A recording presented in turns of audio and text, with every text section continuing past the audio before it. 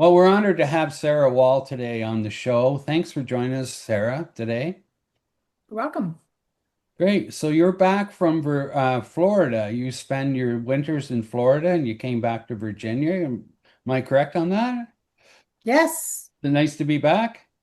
it is. Virginia is luscious and green, and we live in the mountains in the southwest part of Virginia in a mid-sized town, and I can see the Blue Ridge Parkway from my back porch. Oh, that's nice. Wow, beautiful. That sounds awesome. It And you've got I think you were telling me earlier that you have a cousins fest or something coming up.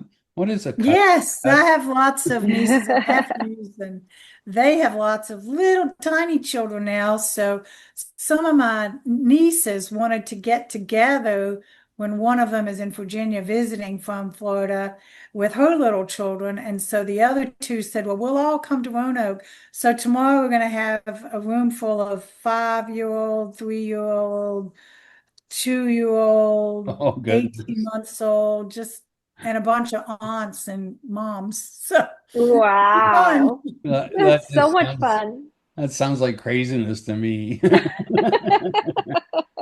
But listen, we're going to back up a little bit. It started, your story kind of starts from a seamless, normal day back in November, and it quickly turned into, chaos, a medical crisis. You were fighting for your life, that sort of thing. So take us back to the beginning. Take us back to November 2019, if you can remember what Okay. happened there. I was a perfectly normal athletic person. I have been a competitive swimmer. I have been a cross-country runner. I have been a marathoner. I have been a jazzercise addict. I have been a very physically active person. My professional career was as a health educator. So I also had a lot of knowledge about how to stay well and keep myself healthy. I had no health issues other than arthritis in my knees, no comorbidities, no diabetes. And I went to Richmond, Virginia on a business trip in November of 2019. And while I was in Richmond, I just had one of those moments where I didn't feel right. And I try to explain this to people that when you are someone who's very acutely aware of your health status, as most athletic people are, I know when something's off. I Yeah, might not be able to say exactly what's wrong with me, but I knew something was off yeah, on Thursday night, November the 7th. Nevertheless, I got up the next day. I met a friend for breakfast. I drove myself 3 hours home from Richmond, Virginia, back to Roanoke, which is kind of a miracle in itself after what unfolds shortly thereafter. Um, I just came straight in the house and got in bed. I didn't even get my suitcases out of the car, which my husband said was so weird. I just didn't feel right. I couldn't right. tell you what was wrong with me. I didn't feel right. You know your Had, body, so like, yep, I do. I had a very restless night, just didn't sleep well. I got up in the morning and my normal habits would be to go straight to my jazzercise class at the gym nearby. Didn't do that. And my first symptoms were I kept saying my feet hurt. My feet hurt. Um, and I couldn't explain why my feet hurt. At the time, I was completely ignorant about sepsis, completely ignorant. yeah, But my feet were hurting. That I guess they kind of had symptoms like somebody might have if they were suffering from frostbite, but it was November, no frostbite in the picture. mhm, So that was my first symptom. And then as this is Saturday morning now, November 9th, and as the morning progressed, my feet are still bothering me. And I began to be, I think, a little less coherent. right. And I wasn't looking in a mirror, but my husband, of course, was very worried about me and hovering around and getting me ginger ale and, what can I do? And he was getting kind of anxious about my state. And he went across the street to a woman who's a nurse practitioner and asked her to come over. Well, good. and just take a look at me. And she did. And she wasn't in the house 10 minutes when she noticed petechia, which is small, tiny blood vessels in your face Oh, that might clot and have little red bumps. And so, because she was a nurse, she knew that that was a sign of clotting. So she hands the phone to my husband and says, call the ambulance. She's clotting. Well, he was just a nervous wreck, but nevertheless, the ambulance comes, and by the time the ambulance got here, I'd say it was around 1 o'clock in the afternoon. I'm not real coherent anymore. I vaguely remember being carried out of the house in the ambulance. But the ambulance, I get loaded in the ambulance, and the ambulance doesn't go anywhere right away. And my husband, he's kind of in shock. So he's looking out the window. He's not out there with the ambulance. And finally he comes out and he's like, why aren't you going anywhere? And they said, well, we're trying to stabilize her. Her blood pressure has plummeted. wow. And if you know anything about sepsis, that is often the first measurable indicator of sepsis is a very low blood pressure. Yeah, And mine was like 60 over 40, so dangerously low. yeah, Um, I think probably at that point, I'm not really conscious very much anymore. I remember nothing after that. But I was rushed to the hospital, rushed to the ER. Um, um, that I think they didn't quite know what to do with me. I do not know because I wasn't hearing any of the conversation that took place in the ER. But I remember that I said to my husband, but what are they going to do about my feet? Because my persistent symptom is that my feet are hurting. yeah, After that, I know nothing. I have no memory of anything. But what I do know is that in a very short period of time, I was taken from the ER to the ICU. They pretty much had concluded that I probably was in septic shock yeah, and began doing whatever they do for that. yeah, And I, of course, have no memory of those early days in the ICU, but I asked my husband this morning, and my condition deteriorated rapidly. He said shortly after midnight, I was put on a ventilator to yeah. help me breathe. Hey, At Sarah, some point, let me kind of back up a little bit. You said that you had symptoms of sepsis, and something you said that was really interesting is your blood pressure drops really low, and you were feeling pain in like your extremities, and you have these no, dots. that wouldn't have anything to do with the sepsis, Oh, but a low blood pressure and some confusion, mental confusion, are okay. symptoms of sepsis. Yeah. Yeah. The Okay. feelings in my feet, now I know that I was having clotting and bleeding in my feet. So no wonder they felt like frostbite Yeah. because the circulation was being affected. But I didn't know that at the time. Right. Yeah, I didn't know that Yeah. at the time. Well, I've heard So, I've heard things about sepsis where the blood tries to go to your heart and when you have sepsis, and that's why you don't feel anything in your extremities because a lot of the blood is in your heart trying to fix itself. And you don't, I'm not a doctor, obviously, but I've heard this from several people that this happens, and that's why your extremities start to get pain and you start to lose your extremities. Have you heard that? well, what I know to be true for a fact is that sepsis is a very dangerous and usually fatal condition. Yeah, So it's never good news if someone tells you that you have sepsis. But pretty much standard treatment for sepsis or someone they suspect is suffering from sepsis is they give you some medications. They call them pressors.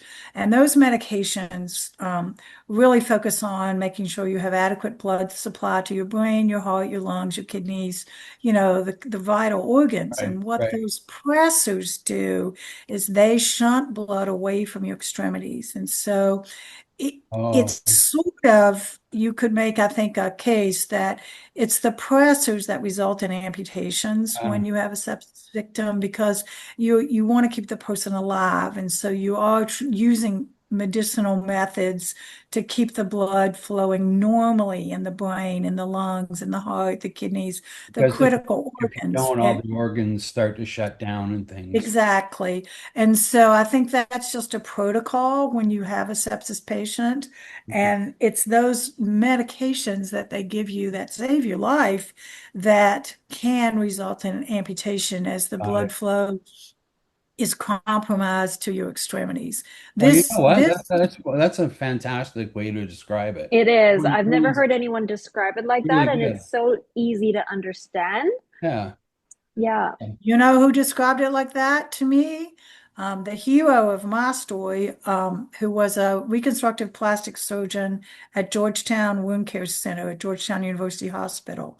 He explained that to me, and he said, Essentially, it's the pressors that make you lose your limbs, Yeah. but we save your life, but the cost is your limbs." And I was like, "Makes sense to me." You only have one choice at that point, right? Well, listen, Well, 48 hours in the hospital, it turned really critical for you. Your condition deteriorated really quick, you said. What do you remember at that time? And I think you were in a coma at that point, right? Or and yes. so So do you share when anything from like what your family observed while you were in ICU and things? Yes, I can. So my husband was there with me most of Saturday. I get ventilated, I get taken to ICU. Sometime probably in the next 12 hours, I'm on dialysis. That didn't happen immediately, but pretty soon after. So I am very sick girl at this time. And I think no one really expects me to survive this. Um, Over the course of probably the first 24 hours, maybe the first 36 hours, sepsis becomes another rare and fatal condition called DIC. Yes. So that was diagnosed as that, okay, she did have sepsis, but now she definitely has DIC, which stands for disseminated intravascular coagulation. Mm, It's almost always fatal. Very few people survive DIC.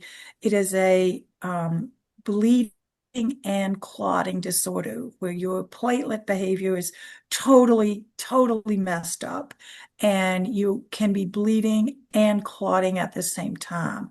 wow. And the reason DIC is so fatal is, if you know anything about medicine, you can give people medicine if they're bleeding and it will slow and cause their blood to clot and stop profuse bleeding. If you have people that are clotting, you can give other meds to thin the blood and reduce the clots. But if you have someone who's doing Can't do both. both, Yeah. there's really nothing that can be done for them. Hmm. Wow. So during those first critical 3 or 4 days, one physician said to my husband, your wife is dying. And another hematologist was called in to give her opinion on what could be done next. I think there must have been quite a bit of confusion about how to handle my case because it was so severe. And this one physician said, let's try some heparin. Well, heparin, I think, is a blood thinner It is. Yeah. because she seemed more concerned about the clotting than she was about the bleeding. And so I think that it was that decision that saved my life. Mm. I met this person later, never had a conversation with her about that decision, but I believe that it was that decision at that moment that possibly gave me the chance to survive. Who was that person? Like, what were they? She was a hematologist. Hematologist. Isn't And, that interesting? because I was so severely ill, I think the team of doctors in the ICU were quite confused about what to do for me. And so they were kind of reaching out for calls from anybody else. Well, Hematology would make sense because clearly I had a blood disorder. I mean, yeah. it was obvious that I was clotting. So to consult a hematologist seemed like a logical thing to do. And I'm grateful they did.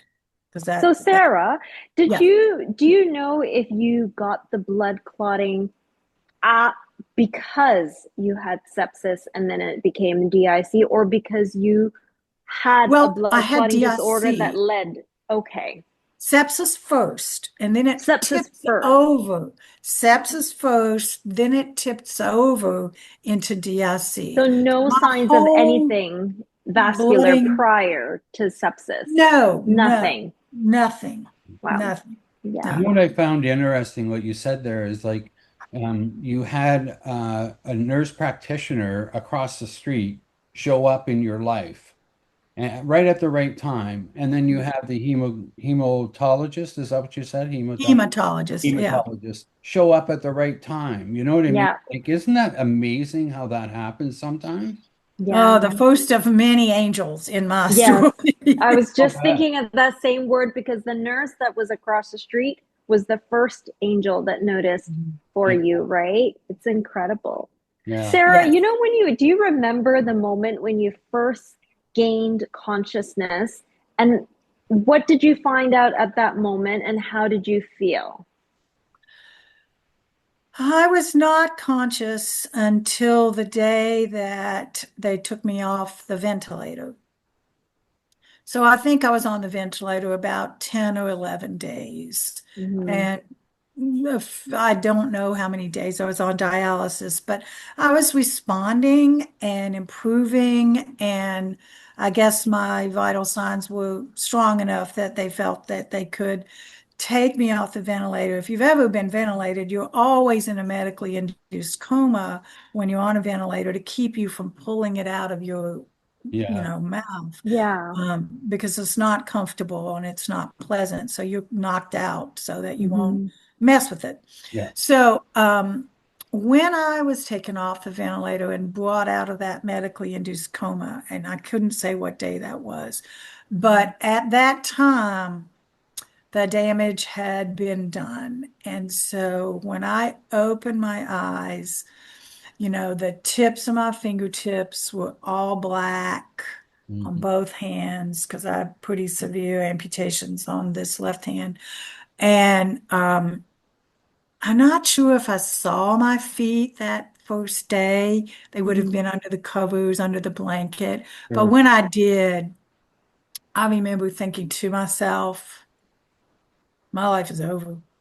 Yeah. These feet are not going to recover. They're as black as your shirt, Kevin. Yeah. Just nothing, no healthy tissue left, pretty much to right around the ankles. Yeah. And to say I was in shock is an understatement. I mean, I no one had told me or my husband that that might be a possibility of Right. saving my life, Right. that I might lose limbs. Yeah. Completely caught off guard and just paralyzed with shock. Just Yeah. it wasn't just like one finger, it was every finger, And your feet. except my ring finger. This is not my third finger. I actually Right. lost my first finger. So this is not the finger that you would use to, give somebody. It's actually my ring finger. And Oh, I nice. had on a Yeah. stack of my wedding ring, my engagement ring, some other bands that I had on. And I think that having those rings on somehow saved this finger Maybe. because, Incredible. Yeah. yeah, just another amazing lucky thing. But those Yeah. rings were still on my finger and they wouldn't come off. But I think that because I had those five rings on, they may have prevented clots from getting into this finger. I don't know. It's Anyway, wow. Yeah. waking up and becoming conscious was not pleasant, and I struggled to even speak.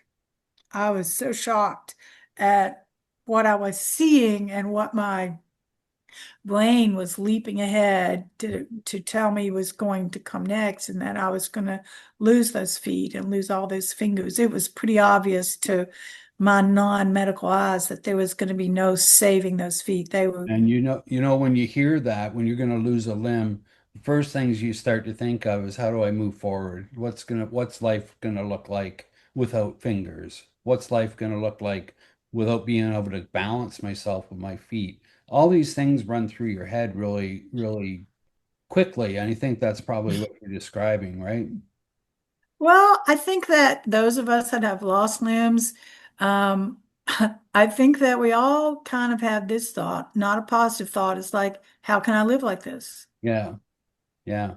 I mean, it's gruesome to say that, but I think it's a reality is how can I live like this? And, rationally, you come around to realizing that, of course, you can live without limbs, but your first initial thoughts is, I don't think I can do this. I don't think I can do this. So, There must have been a bit of relief though coming out of ICU into the progressive care unit. It's kind of a milestone. Like, hey, I've beat this thing a little bit, and my life isn't being threatened anymore. well, this is what other people are telling me. I'm still in just quite shocked Yeah, Yeah.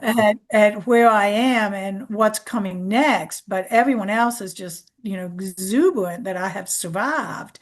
And right. now I'm stable and there's no trace of clotting anymore or bleeding. And so it appears that my life has been saved at extremely high cost Mhm. of, parts of four limbs. So, those days, now I'm more conscious and I began to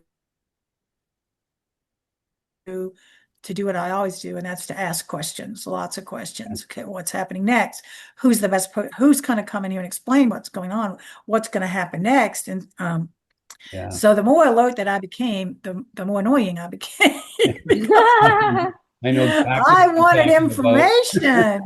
I Yeah, for wanted sure. understanding. Yeah, I wanted to know what was coming next for me yeah. and what was that going to look like. Why is And that so hard for the doctors and nurses to understand, right? Like the medical field doesn't really explain what's going to happen next. They just kind of assume that you know these things and you don't know them, right?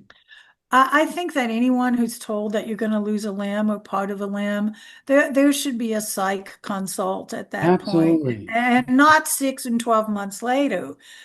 Just delivering that news to a patient. I think you need a social worker or a Yeah, psychologist or someone who's available to process that because that is a life-altering statement to give to absolutely. the patient. And throughout my whole journey, I have felt that there is a gap in providing mental health care for anyone who's facing amputations. Yeah. The hospitals they're just not covering that. They're taking off body parts and sewing you back up and getting you home and getting you walking again, but there's not much conversation about the headspace. We recognize that gap as well, Yasmin and I.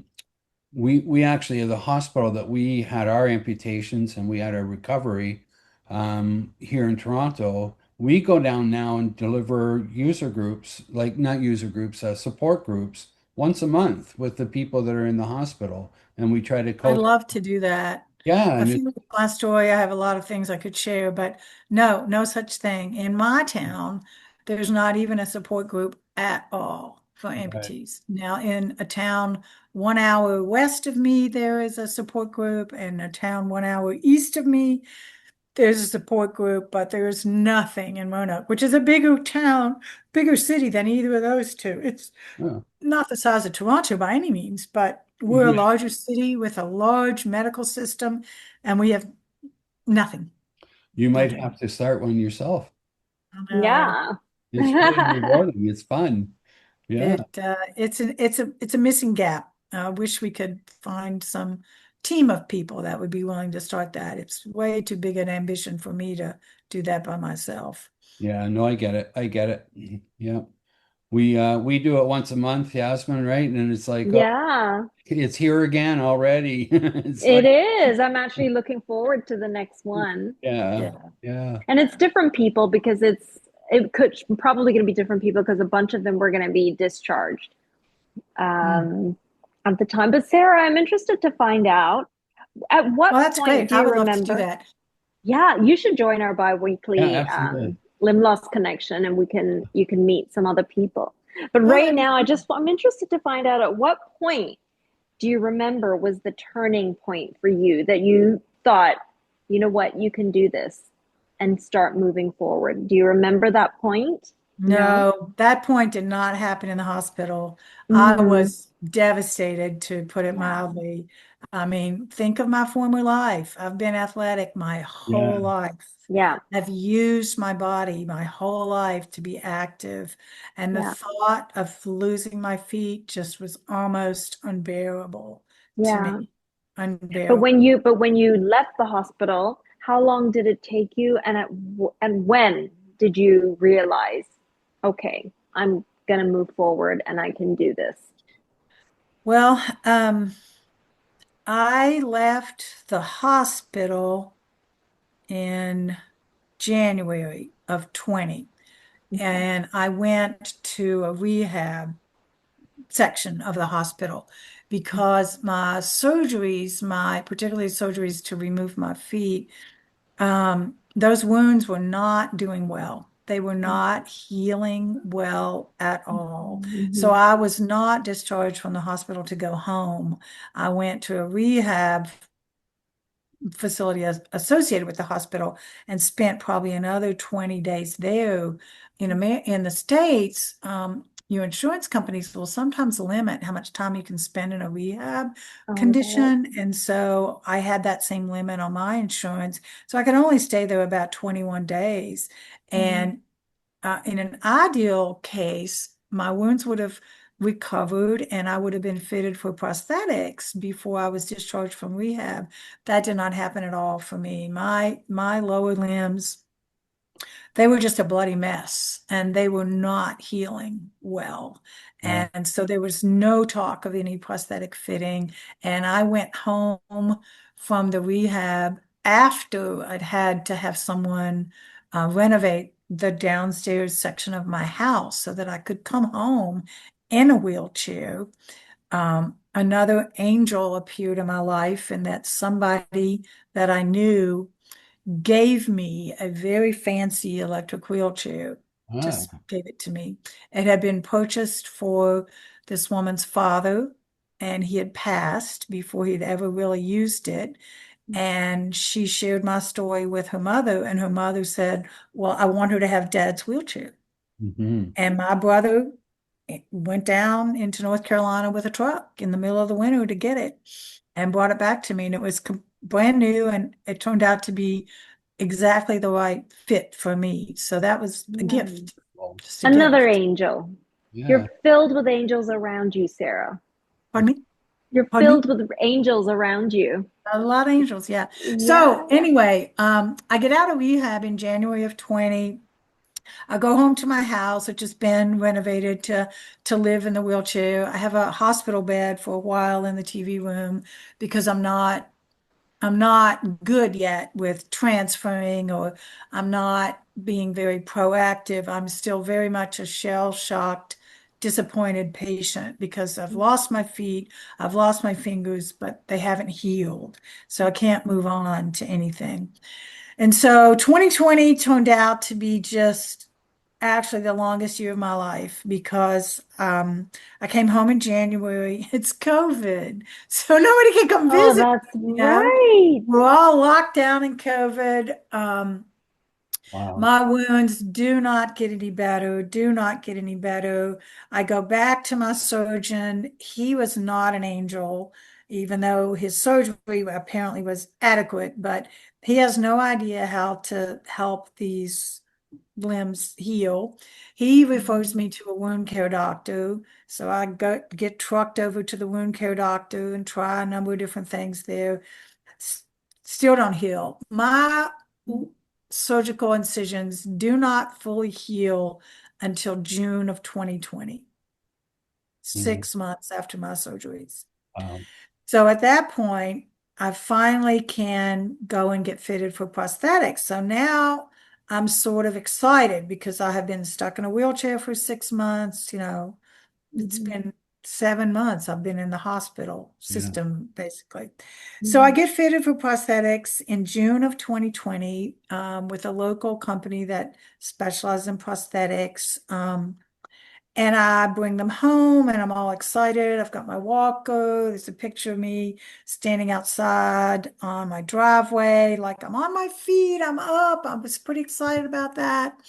But it turns out that that fragile skin that had just finally healed on the bottom of my legs did not have the strength to support prosthetic use. And Right. so immediately after, we're talking 5 minutes in my prosthetics, I had water blisters, the size of a small balloon, Yeah. huge, huge blisters. And of course, then they would then burst, and you have raw skin, and you can't do any prosthetic wear with raw skin. And so that went on. Blisters, rest, try again, blisters, rest, try again. That went on from June until December. Yeah. So in December of 2020, I go back to my prosthetist and I say, I want my rehab doctor to come to this appointment too. So they arranged for my rehab doctor to actually be at the prosthetic office with me. And I say to my rehab doctor, I don't think I'm ever going to be able to walk in these. I think that I possibly may need to have more surgery because I don't think the skin is tough enough to do the job. And Right. now I'm not a doctor. This is just my patient experience. And my rehab doctor was not very proactive at that point in time. And bless her little heart, she refers me to the hand surgeon. And I'm like, I don't really think a hand surgeon is what I need now. I think Right. I need a reconstructive plastic surgeon. So we left the doctor's office that day in early December of 2020 at a really low point. And I think this is where I really kind of said to myself, you're going to have to solve this problem by yourself. I mean, you've been in the hands of a prosthetist for 6 months. You've been under the care of a rehab doctor for a year. Yeah. You made zero progress.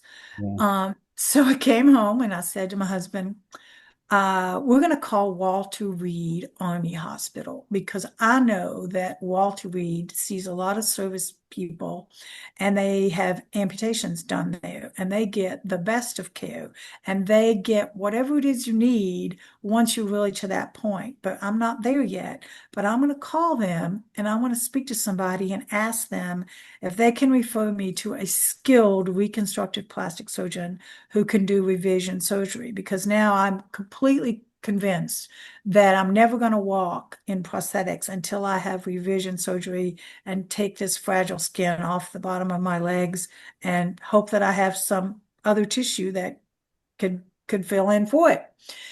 So we do that and we get a hold of someone in the physical therapy department at Walter Reed who right off the bat says, oh, yes, I know two excellent reconstructive plastic surgeons. One is at Georgetown University Hospital in DC, one is at Johns Hopkins in Maryland. And so they give us the name of both of these physicians. We contact the Georgetown office because that's slightly closer to where we live.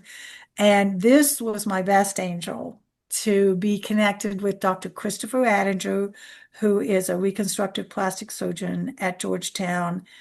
We go up to see Dr. Addinger in early January of 21. He takes one look at the bottom of my legs. He says, this will never support prosthetic wear. Your skin is too damaged, it's too thin, it's too fragile. And he immediately puts his hands on my stumps and starts massaging the skin around it. And he says, but you've got a lot of muscle, Q, and you've got a lot of skin. And he said, we can just cut this off and pull this tighter together and sew it up and let it heal. And then I think you'll be fine. And I'm like, that's all it takes. I've wasted a year of my life, and that's all that's needed to be done So it here. was just the So I'm happy skin. but sad because now I have to have surgery again. Yep. And this is where my story really starts to get interesting because I'm ecstatic. I love this doctor. I'm so encouraged that he can see right off the bat that there's a solution here, need to have this surgery. And he also asks me a question, which I'm not sure is being asked of many people that have amputations and that suffer from neuropathy. He Mhm. says, are you having any neuropathy? And I said, oh gosh, yes, in my left leg particularly. I was like, it's like lightning bolts. And he goes, yeah, it's lightning bolts. And he's like, well, I happen to have a neurologist on my staff. And what we can do for that left leg is we can take that cut nerve and just bury it back into a muscle in your Yeah. upper leg. and that will stop the neuropathy. Do you want to do that at the same time? And I'm like, oh, heck yes. And That's so when I go back for surgery, I'm actually having two physicians working on me. The neurologist is burying that nerve in my upper left leg, and Dr. Adinger is getting rid of the bad skin and pulling together the healthier tissue, and creating two new incisions at the bottom of my legs. actually just started that process, like that procedure here in Canada, where they bury that nerve and they say that it does work. But you do Oh have my gosh, I never had another you, incidence of neuropathy. I've Not heard one. you Wow. actually got to ask for it, and people don't know that they have to ask for it. Otherwise, People don't know they have do it. to ask for it. They don't know what it's called. It's TNR, targeted nerve reinnervation. Yeah. So I TNR. Simple. I suffer from neuropathy myself. It's painful. It's annoying. It never goes away, and you just kind of Mm-mm. have to learn to And live you with don't want to be it. taking gabapentin for the rest of Right. your life because it really doesn't do much for it. So, Right. Kevin, get your feet on So and run to the next neurologist so and they did it sign for up. me. They did it for me. When I'm bilateral, I lost both legs, and when they Mhm. did it, they did that procedure, and I don't have neuropathy anymore. Me Yeah. either. I mean, it's a no-brainer. I Yeah. think everyone who's gobbling up gabapentin and what's that other medicine for neuropathy? It's a common new drug. Should they should just have the surgery because it's an end game done. Yeah. Stopped it for me. So I'm pretty excited about all of this potential. Yes, I'm not excited about having surgery again, but I believe this doctor has given me the answers I'm looking for. So then we come back home, and at the time I'm 63 years old. Obviously, I'm not working anymore because I'm completely disabled. But I have insurance through Obamacare, and it's Anthem policy in Virginia. So I get in touch with my insurance, and I'm thinking, well, Adinger, he's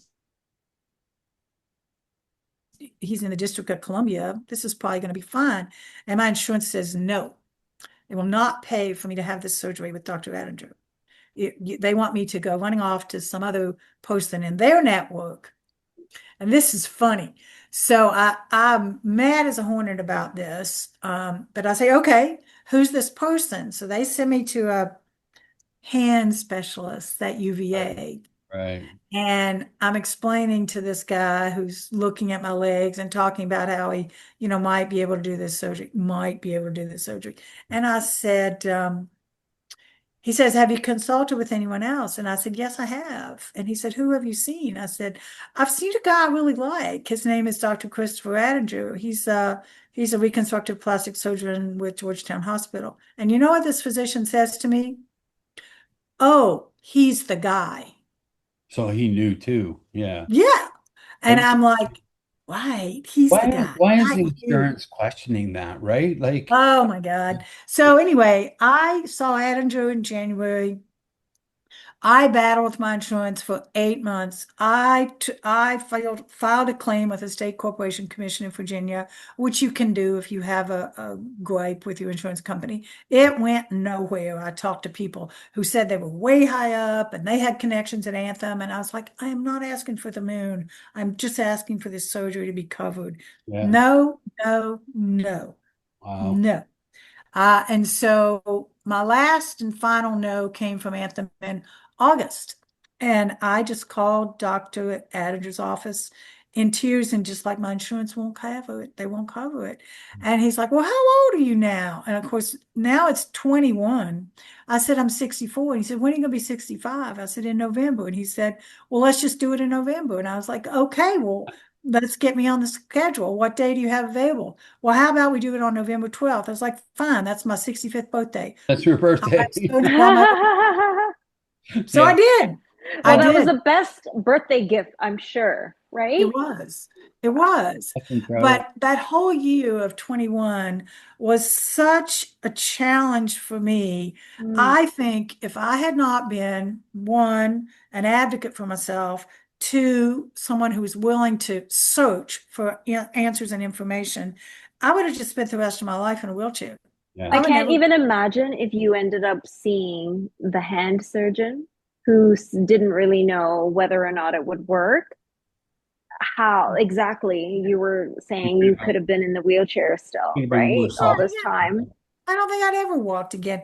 Yeah, So if there's anything I could say to anyone else is that yeah, you have to find it within yourself to be your own best advocate. There's yeah, there's just no one out there that can advocate for you like you can advocate. And yeah, you're going to have to do some things that are not Yeah. comfortable. You're going to have to go outside of your comfort zone to find people or ask questions or explore options that maybe are just so unfamiliar to you. But if you don't do it for yourself, who is? It really feels strange though to call a doctor right directly, right? You think that your doctor will refer you right to the right person and things like that. No, Oh, I had zero faith in my rehab doctor here in Roanoke. I sized her up pretty quickly and just thought, you just, you my, are not good enough for me. You are not good enough for me. I'm going elsewhere. and you have the right to do that. I was in rehab at our local hospital here, and they had me hopping on one leg. And they you'd go 10 feet on your one leg hopping, and they'd say, "Oh, you're doing so well." And I'm thinking to myself, I don't think so. I don't think this is the way it's supposed to be. And I ended up checking myself out of there, Sarah, and I said, I'm done. I think this place is a waste of time. And I Mm, got out of there. And that's when good for you. I had to pick up the phone myself. I did some research. Who's the best one in Toronto? I found that person. I phoned her, Dr. Mayo at in Toronto, Sunnybrook, and I hounded her and hounded her. I have to talk to you. I have to talk to her. She's busy. She can't take a call. She can't. Finally, she just said, "Give me a. I'll take the call." And she said, "Come and see me on Monday." And she had me in there, within a week. And you've got to do that. You got to advocate for yourself and make sure that you're looking after yourself. So, You absolutely have to. I mean, no one else is going to. And if you don't have the drive in yourself to get better or to get to some new normal for yourself, yeah. um, God bless you. I was not going to sit in a wheelchair the rest of my life. Absolutely not. Hey, the other Uh, thing you mentioned to me about your healing is that it's shocked you a little bit or surprised you that your family, how much support you had in your family, but also your community. Can you talk a little bit about that? hmm, yeah, so I didn't grow up in this town, but I've lived here about 30 years and worked here and, had a lot of connections. And so a couple of things happened that really worked in my favor. One, my husband has a sister who's a physician, not in Virginia. She's in Colorado, but she's smart, whiz smart. Mhm. And so she wasn't here. She came for a few days, but she took up the mantle of my Caring Bridge account. And so most of what's written there is her writing about what she's gathering about what's happening with me, not my own writing. That's her.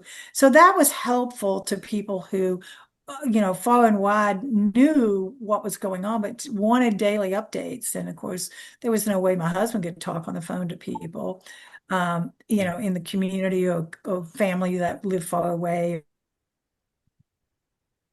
or friends that lived far away, high school friends, college friends. They all learned about this and wanted updates. And so it was my sister-in-law that kept that Caring Bridge up. And then other people, I have no idea who really to this day, possibly a nephew, started a GoFundMe account. And I really didn't even know anything about that for the first month. Um, Maybe not even until I was released from the hospital and somebody, I think my nephew called and said, okay, well, we've been doing a GoFundMe for you and this is how much money's in it. And I was like, Big heart. Wow.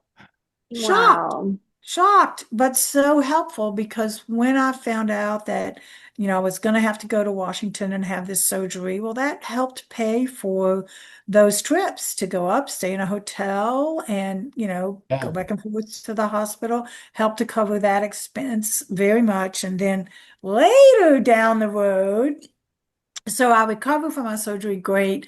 We go to Florida for the winter. I go back to I've had one encounter with a prosthetic clinic and one prosthetist in Roanoke.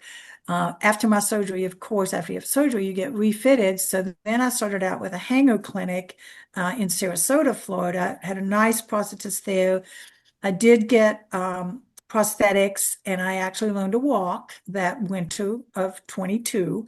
So this is, 2+ years since my illness. I Yeah. did learn to walk with some prosthetics. And so this, I came home from Florida, continued therapy, and I could walk pretty well. I could wear them long stretches of time, and I was doing pretty well with that. But I hated those prosthetics with this big, thick sleeve Mm. that went up my leg because when I took myself over to my gym and I wanted to walk a mile around the track, well, that sleeve just slid down like a soggy diaper, Yeah. Yeah. Yeah. Yeah. and then I was at risk of them falling off. And it's just like, this system is not going to work for me. Right. So I go back to a hanger clinic in Roanoke, which had just been, they had bought out another prosthetic company. So this is my third prosthetic business. I go back to them and say, well, I can walk in these. I can walk now. I've done well with balance and I practiced a lot, but I don't like this system with this sleeve. I said, I can't have this. What else do you have for me? And they didn't offer me anything else. And since Oh, then, I've known people that have suction systems and, you know, and other ways of attaching the prosthetic to your limb other than that thick, cumbersome, hot, slippery sleeve. And they said, no, we don't have any other system that we think would work for you. And I was just like, what? it's- So I was not happy yeah. about that. And about this time, a little earlier than this time in 23, I saw a Time magazine article about Martin Bionics. Do you all know about Martin Aren't Bionics? bionics. Yeah. Yeah. Heard of it, yes. Yes. Yeah, so a very different approach to a prosthetic limb. Yeah. And I tore out that page and called them up, and it's like, okay, where can I go to get this? Yeah. This looks like something that would work better for me. I am active. I can't do this sleeve stuff. This Yeah. is not going to work for me. Mhm. So it turns out Martin Bionics, based in Oklahoma City, of course, but has a clinic in Tampa. Well, Mm. that's where my son lives. No, that's perfect. Back to Oh, Florida. So the rest of the GoFundMe money paid for us to go to Tampa and stay for about 8 days and get the Martin Bionics prosthetics in 23. And that was the game changer for me. Yeah. wow. Mhm. Your amputation, how far up is it? Is it Oh, I'm below the knee, so I have, yeah. okay, if you really want to see the down and dirty view, I'm sitting here with no prosthetic on. So I've got Yeah. probably Okay. 7 inches below my kneecap on both legs. Yeah. Okay. Yeah. So Got it. there's something to hang on to. There's Mhm. I've heard lots of great things about them, and there's also what they call osteointegration, where Yep. patch I of did my homework on that. I yeah, just felt like that was a lifelong commitment to commitment. wound care, and Yeah. I Yeah. didn't want to go for That's that. what I thought. If it doesn't work, like how do you back out of it? Because they've attached it to your bone, like it becomes Yeah. right. How would Yeah. you undo that if it didn't work? Yeah. And Yeah. I Because thought the you're at potential. high risk of infection inside and everything too, right? I Then think you're one, dealing I with think something one else. round with sepsis is all I'm going to handle in this Yeah. life. I told my husband, if I get sepsis again, don't do anything. Just let me go. I'm Yeah. not going to do that again. So that did not sound like an option for me. So I Yeah. go down there and I get fitted for my Martin Bionics prosthetics, and I just took off from there. Good. So could walk much better. Now my daily workout is a 2-mile walk on the track, then I Wow. do some stretching, and then I swim with the Oh, shin good. fins. If you Oh, haven't looked at shin fins, they are another game changer out of Australia. This guy just kind of randomly invented this new kind of swim fin, and it fits wonderfully over an amputated limb. Oh, And amazing. So you're living the life now. yeah, I'd like to learn where you more about that because I have a pool in the backyard and I haven't swam in 3 years, almost. Oh, you've got to get these, Kevin. They're Yeah, just a cheap piece of molded plastic, like the shape of a fin. And then he uses these rubber straps that you can just slide them on over your limb, right. tighten them up so that they won't fall off. And they Yeah, are amazing. Amazing. I was a backstroker, so now I swim about a mile of backstroke about 5 days a week. great Do you think you exercise. swim even faster now? No, I wouldn't say I swim fast, Okay. With the but fins? I do pretty good. I do pretty good. I'm So. working. I'm Amazing. working on an Good. invention. It's a propeller that you tie. No, I'm joking. No, they're just, it's a simple concept. It's just instead of the typical kind of swim fins that you would step into with your foot, these actually, for a normal person, they would slide up to be behind your ankle, and then one part of it would be under your arch. And Right. that's how the developer, the inventor wears them. There's a photo of him wearing them on his website. Yeah. But for an amputee, you just pull them on to your limb below the knee. I don't know they would work for anybody that except a below the knee amputee. I just pull them on and make sure they're tight enough not to come off. And I found that the hard plastic was a little uncomfortable, so I just put on my prosthetic socks, which I had left over from my first iteration of prosthetics. Sure. I Yeah. just put on a couple of pairs of socks underneath the plastic thin, pull it on, and off I go. And it's fabulous. It's fabulous. Wow. Hey, can I ask you another question? Um, Yeah. did you ever swim without those? And if you did, I'm worried about sinking to the bottom of the pool, to be So, honest. oh, the other tool that I have, Kevin, is a buoyancy belt, which you can buy off Amazon or Oh, any of these swimming sites. And it's just molded foam and a belt. And so I do always put that around my waist, tighten it up pretty good, because, I don't have the control over my lower body with no feet. So the buoyancy belt and the shin fins, and I am good to go. well, that's good to know. Yeah. I appreciate that. And another angel is that my brother had a friend who was a physical therapist, and I really wanted to get back in the pool. This was before I heard of the fins or anything. And so we bought the buoyancy belt, and I drove about 2 hours out of town to see her, and she took me to a local Y. We got in the therapy pool where the water was warmer. And the first time I got in a pool, I had to use the lift chair, and I'm standing in a pool with this belt on, keeping me afloat without my feet. It was just the weirdest thing, Yeah, just the weirdest thing. But she's like, okay, let's see if you can float. Let's see if you can do backstroke. And I didn't have the flippers then or the fins, but yeah, I could swim. Now it was pretty yeah, slow, but the belt would keep me floating enough that I could kick what legs I had and do my backstroke, and I could go up and down the pool. yeah. Good. That's good. I'm going to pick one of those up. You have to order them from Australia. Yeah, yeah, Oh, the fins you do. No, you can get a buoyancy belt anywhere. yeah, Um, yeah, mine is I don't even know the name of it. It's just blue and has a black belt. It's adjustable, but it was a good $60 investment for sure. yeah. Hey, I'll shift gears a little bit and go back to something you said. If you recall, you were talking about how difficult it was to accept it in the beginning. And, there's a physical component, there's an emotional component to this. There's also a mental component. And, Mhm. people don't talk about this enough, in my opinion.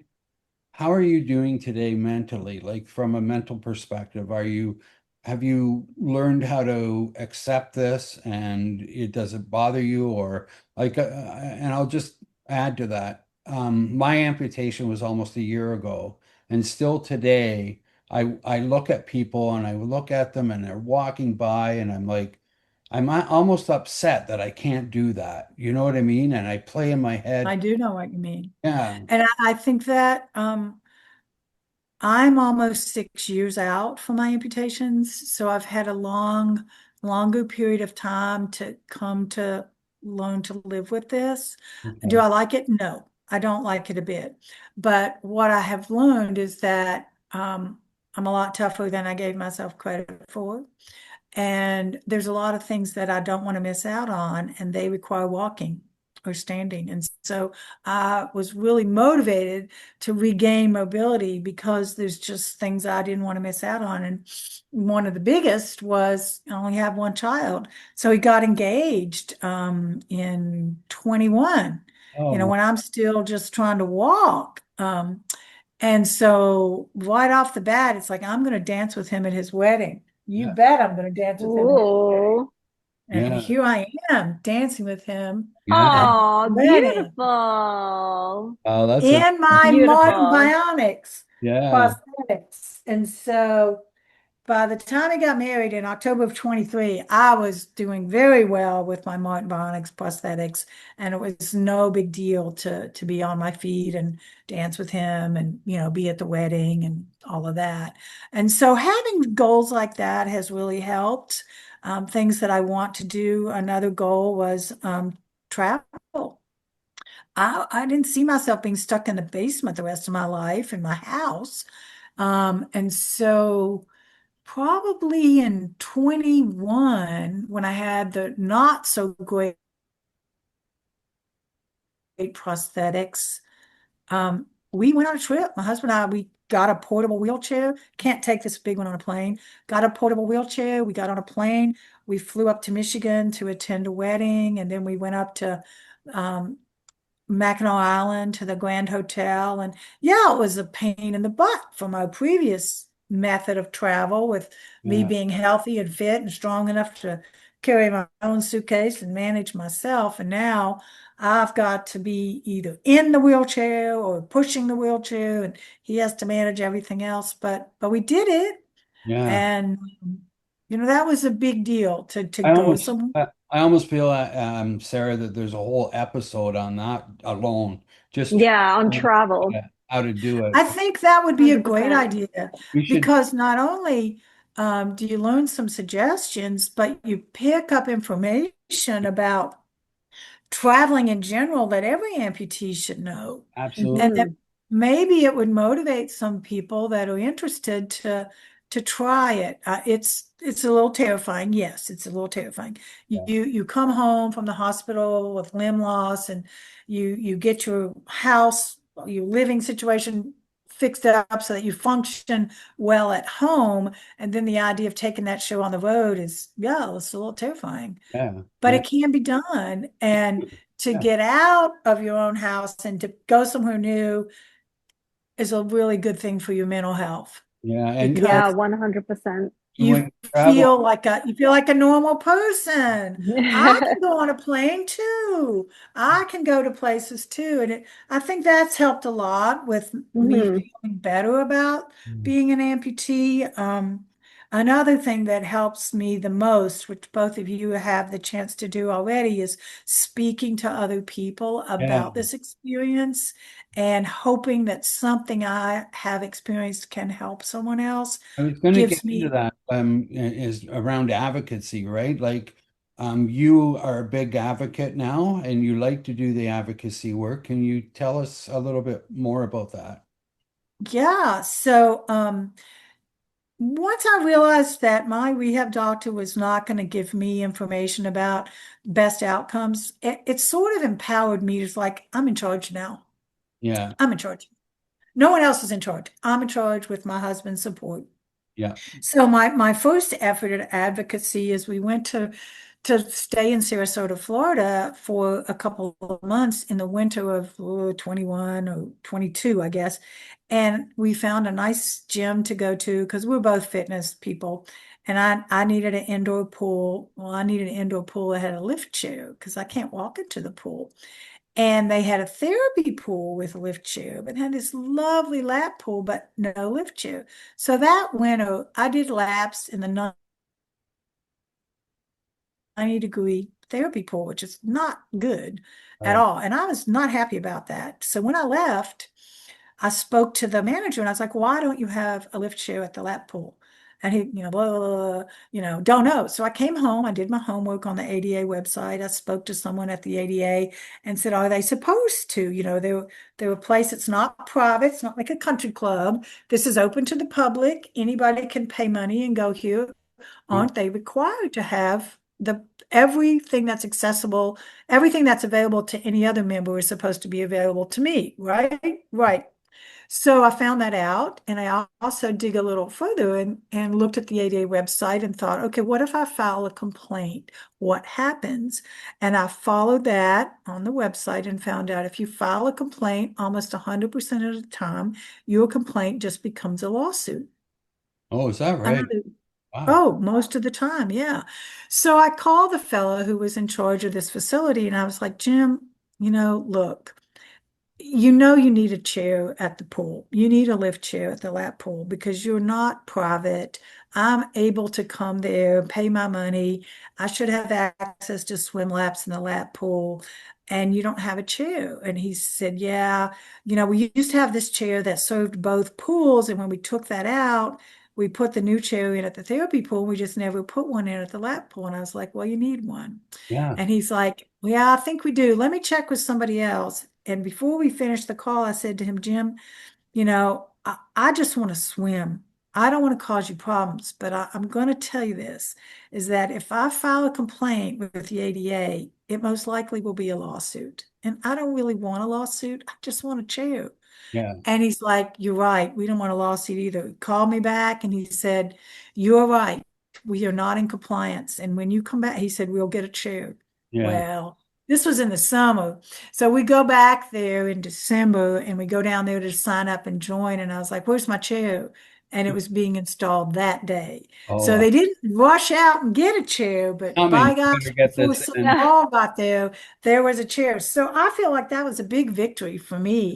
Yeah. Um, and I just said, I hope other people can use this. And I did meet another amputee, a fellow who was in a Black Hawk helicopter accident, and he was using the chair too. And that made me feel better. But the other thing that I have really enjoyed doing is someone I know who teaches physical therapy at the community college asked me if I would come and speak to her physical therapy students about my amputation experience. And I was like, heck yes, I will do that. Yeah. So I put on my prosthetics and I go in there and I just give them a quick and dirty of my surgery. And then I talked a lot about therapy and what I thought was most helpful to me from my physical therapy experiences with multiple therapists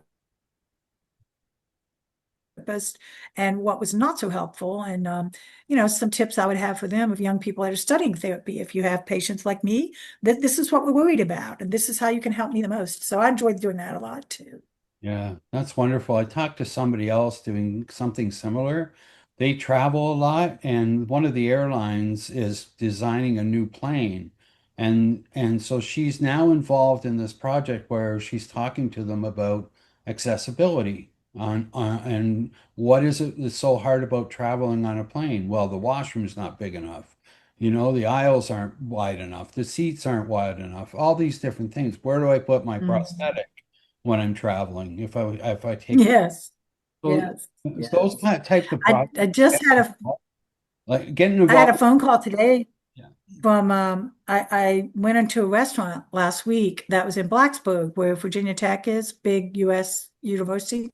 yeah, And there was no cut on the sidewalk. So it was really hard for me to step up on the sidewalk. There was no railing or anything to hold on yeah, to. And it was a pretty sizable step up. So I quickly came home, wrote an email to the town, and I got a call back from him. And he was telling me, like, oh, well, there's accessible parking in the back. And I was like, with all due respect, so this is America. We have the ADA law. I don't have to go in the back door. right, I want to get out of my car and walk in the front door of this restaurant like everyone else. right, And Hmm. I'm entitled to that right. in America.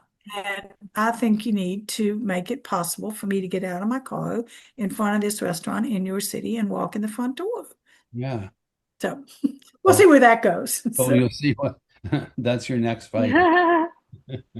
That's wonderful. Well, listen, I could talk to you all day long, and I've really enjoyed this session.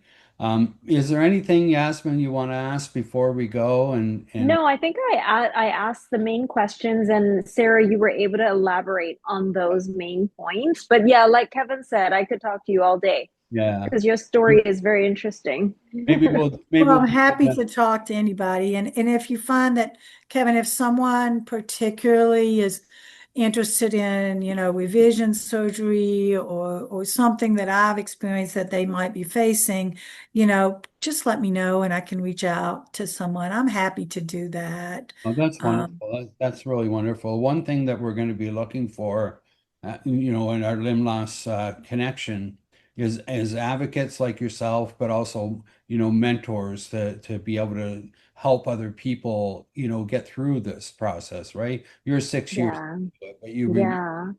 like day one, you remember what it was like. I'd be happy to be a mentor.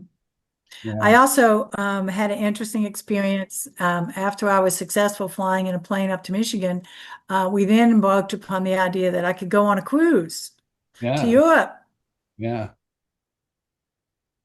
and I did that last year. Yeah, and Wow. had a lot of conversations uh, And with Norwegian Cruise Lines. But let me tell you what, Norwegian just put two new ships in the water last year in August. Then they have accessible cabins to die for.